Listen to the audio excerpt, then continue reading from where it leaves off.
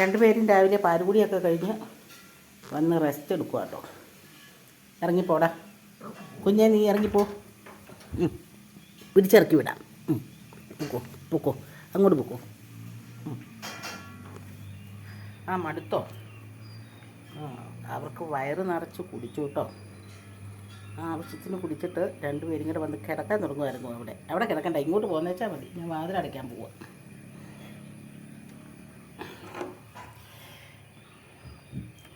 വാതിലടച്ചിട്ടു കേട്ടോ. ഇനി അവിടെ പോയി കിടക്കണ്ട. അത് അവിടെ പോയി ആ ബാക്കി ഇരിക്കുന്ന പാലും കൂടെ കുടിച്ച് തീർത്തോണം. ഇതും കൂടെ കേട്ടോ.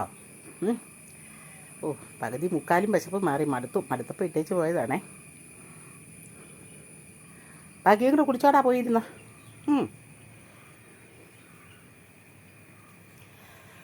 അപ്പോൾ നമ്മുടെ ചാനലിലേക്ക് എല്ലാവർക്കും സ്വാഗതം. രണ്ടുപേരും കൂടെ വന്നേക്കണം എൻ്റെ അടുത്തേക്ക്. എന്നാടാ? ഇറങ്ങിപ്പോ. കാലയിലൊന്നും കയറണ്ട.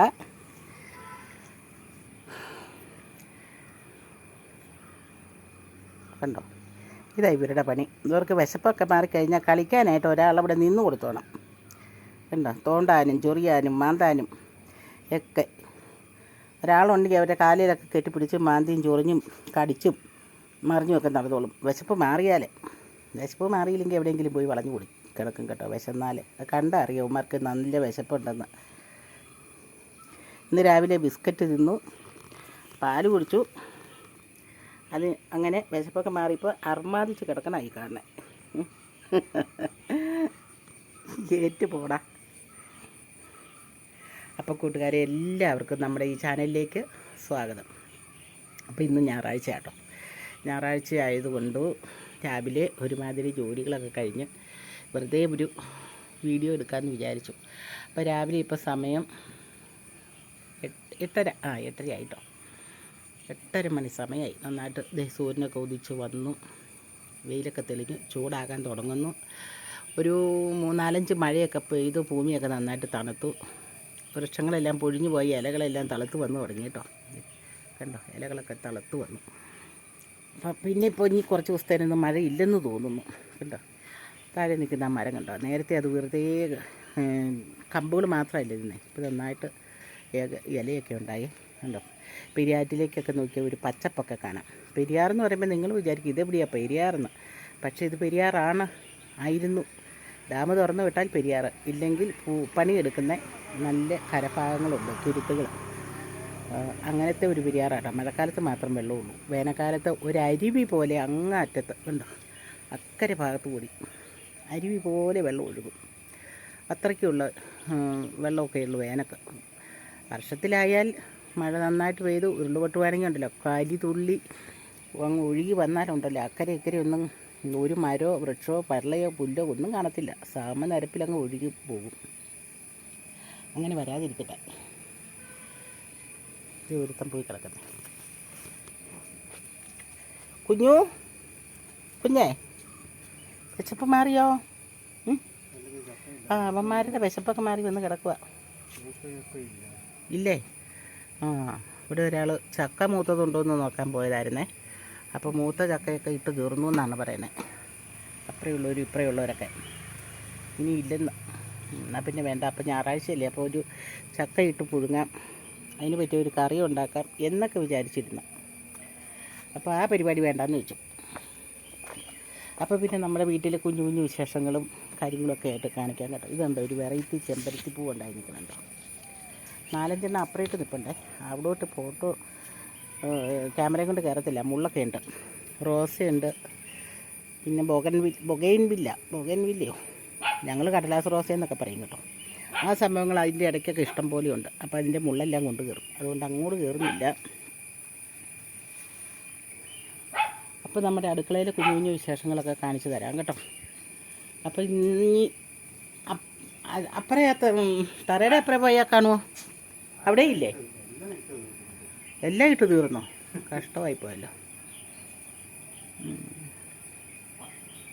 അപ്പോൾ പപ്പ രാവിലെ ചക്ക ഇടാമെന്ന് വിചാരിച്ചപ്പോൾ ആവേക്കലൊക്കെ ചെന്ന് നോക്കിയപ്പോൾ ചക്കയില്ല, എല്ലാം തീർന്നു എന്നാണ് പറയുന്നത്. അപ്പോൾ ഇന്ന് വേറെ എന്നതാണ് നമ്മൾ ഉണ്ടാക്കണേ. അപ്പോൾ ഞാനിന്ന് വിചാരിച്ചത് ഒരു ചക്കപ്പുഴുക്കൊക്കെ ഉണ്ടാക്കി ഒരു വെറൈറ്റി മീൻകറിയൊക്കെ വെക്കാമെന്ന് വിചാരിച്ചിരുന്നാണല്ലോ.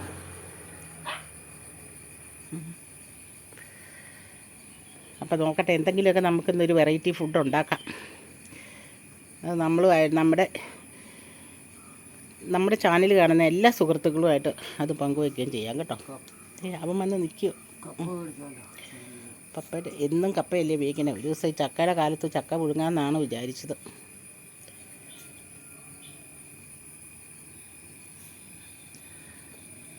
ഇതുണ്ടോ അവന്മാർ വന്നിരിക്കുന്ന നോക്കി. നമ്മുടെ അടുത്തുനിന്ന് അത് മാറി മാറി പോവുകയാണ് കേട്ടോ. ചാരി അങ്ങനെ ഇരുന്നോളൂ. ഭയങ്കര സന്തോഷമാണ്. ഇവിടെ വന്നിരിക്കും കണ്ടോ, കാൽച്ചോട്ടിൽ വന്നിരിക്കുകയാണ് രണ്ടുപേരും. അപ്പം പറഞ്ഞതുപോലെ തന്നെ നമുക്ക് ചക്ക കിട്ടി കേട്ടോ. വേറൊരു സ്ഥലത്ത് പോയി ചക്ക കൊണ്ടുവന്നു. അതിനെ വെട്ടിപ്പറിച്ച് പപ്പയാണ് കൊണ്ടുവന്നതും വെട്ടിയതും പറിച്ചതും ഇവിടെ കൊണ്ടുവന്ന് വെച്ചതും. ഇനി നമ്മളിത് ചകിനിയൊക്കെ പറിച്ച് കുരുവൊക്കെ മാറ്റി അരിഞ്ഞല്ല കീന്തി എടുക്കും. വട്ട അരിയുന്നതിനെ അരിഞ്ഞെന്ന് പറയണേ, നീളത്തിൽ അരിഞ്ഞെടുക്കുന്നതിനെ കീന്തി എടുക്കണമെന്ന് പറയും കേട്ടോ. അങ്ങനെ ഇത് നല്ല ഫ്രഷ് കരിയാപ്പിലയും കിട്ടിയിട്ടുണ്ട് ചക്ക ഇട്ടുകൊണ്ട് വന്നിടത്തുനിന്ന്. അപ്പോൾ പിന്നെ പച്ചക്കിരിയാനും കറി വെച്ച് ചക്ക പുഴുങ്ങിയെടുക്കാം. അതാണ് ഇന്നത്തെ സ്പെഷ്യൽ പരിപാടി. അപ്പോൾ നമ്മൾ ചക്ക ഒരുക്കി അരിഞ്ഞ് കലത്തിനകത്തിട്ട് വെച്ചു കേട്ടോ. ഇനി ഇതിനകത്തേക്ക് അരപ്പും വെള്ളവും ചേർത്ത് അടുപ്പിൽ വെച്ച് വേവിച്ച് നന്നായിട്ട് ഇളക്കി കൂട്ടിയെടുക്കണം.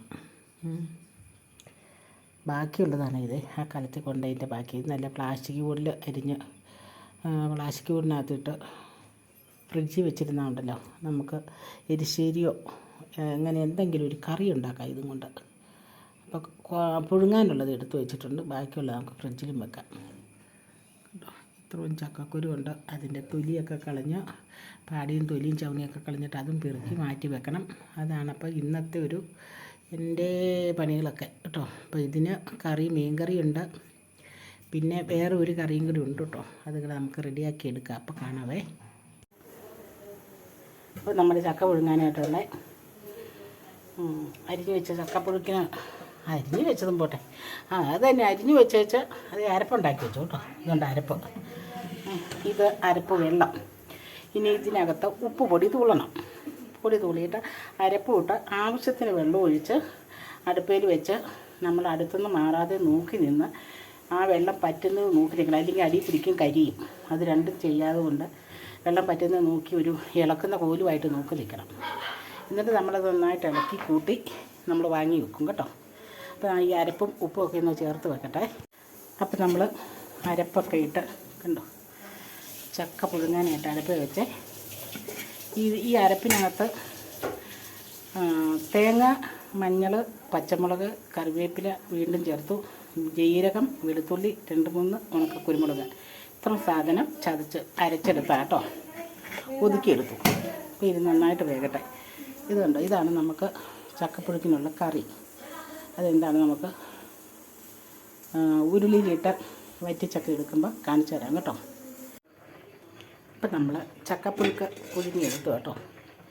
ഇതുണ്ടോ, ചക്കയൊക്കെ പുഴുങ്ങി ചൂടാറാതെ അങ്ങനെ വെച്ചേക്കുവാണെങ്കിൽ മൂടി ഉരുളി അടുപ്പ് വെച്ചു, എണ്ണ ഒഴിച്ചു. അതിലേക്ക് ഇടാനുള്ള സാധനം ഇതിനകത്ത് ഇഞ്ചിയുണ്ട്, വെളുത്തുള്ളിയുണ്ട്, ചുമന്നുള്ളിയുണ്ട്, സവാളയുണ്ട്, കറിവേപ്പിലയുണ്ട്. ഇത്രയും സാധനം നമുക്ക് ഇതിനകത്തിട്ട് നന്നായിട്ട് വഴറ്റി മീറ്റ് മസാല ഇട്ട് വഴറ്റി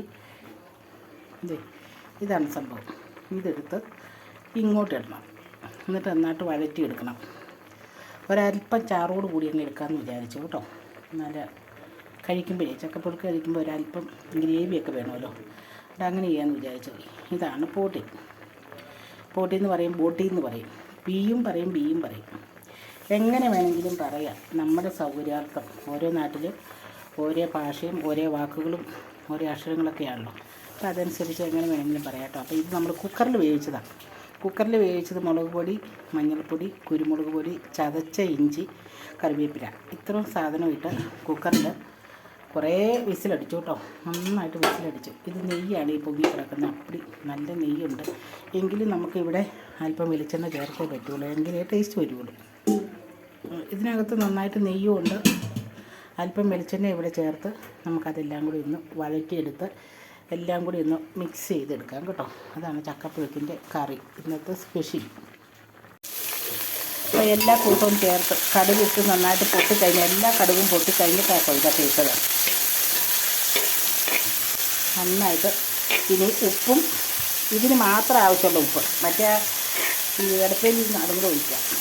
കറിക്ക് നമ്മുടെ ആവശ്യത്തിന് ഉപ്പ് ചേർത്തിട്ടുണ്ട്. പിന്നെ ഇതിന് ഉപ്പും മഞ്ഞൾപ്പൊടിയും ചേർത്ത് നന്നായിട്ടൊന്ന് വഴറ്റണം. എന്നിട്ട് വഴണ്ട് പകുതി മുക്കാൽ വഴണ്ട് വരുമ്പോൾ നമുക്ക് മസാലപ്പൊടി ചേർത്ത് വഴറ്റിയെടുക്കാവേ. അല്പം മല്ലിപ്പൊടിയും അല്പം മുളക് പൊടിയും അപ്പോഴും ചേർക്കും, ആവശ്യത്തിന് മാത്രം. അപ്പോൾ ഇനി ഒന്ന് വഴണ്ട് വരട്ടെ കേട്ടോ. അപ്പോൾ മഞ്ഞൾപ്പൊടിയും ഉപ്പും ചേർത്ത് നന്നായിട്ട് വഴറ്റി കേട്ടോ, ശരിക്കും വഴറ്റിയെടുത്തേ. മീറ്റ് മസാലപ്പൊടി, പിന്നെ ഇതിൻ്റെ ചോയ്സ് മീറ്റ് മസാല, അത് ചേർത്ത് നമുക്കിനി വഴറ്റി കൊടുക്കാം.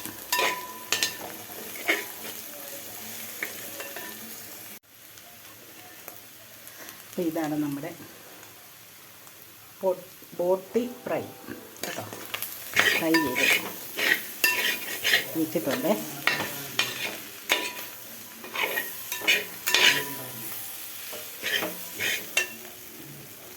നമുക്ക് ഗ്രേവി ആയിട്ട് എടുക്കാനും, ഇതിനെ ഗ്രേവി ആയിട്ട് ഉണ്ടാക്കണം, ഇതിനെ ഫ്രൈ ആയിട്ട് മാറ്റി വെക്കണം.